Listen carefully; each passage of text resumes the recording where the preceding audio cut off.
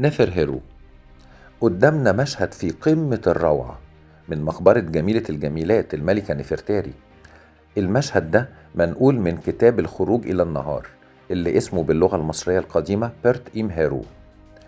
المشهد بيمثل البقرات السبع والسور السماوي. حتحور معروف إن هي البقرة السماوية، وهي التي أرضعت حورس وبترضع كل ملوك مصر. بوصف الملك ممثل لسلطة حورس على الأرض، فبالتالي هو بيرضع من الإلهة حتحور زي ما حورس رضع من الإلهة حتحور.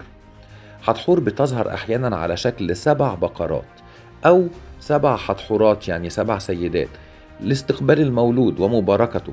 وبيقوموا ال7 حتحورات دول بعزف الموسيقى للمولود فور ولادته لطمأنته والترحيب بيه، يطمنوه يعني ويحسسوه ان هو جاي لعالم بيرحب بيه.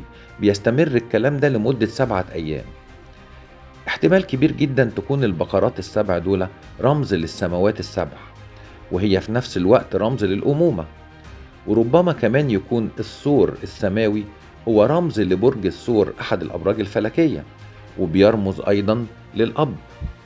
هنشوف أسفل الصورة 4 مجاديف، دي بترمز لرحلة نفرتاري إلى الغرب، لأن هي بتروح الغرب إزاي؟ في المركب، في مركب الشمس. رحلتها للغرب يعني رحلتها للحياة الأبدية. مفيش شك إن قصة الحتحورات ال7 دي مرتبطة ارتباط شديد جدا بموضوع السبوع اللي احنا بنحتفل بيه حتى الآن.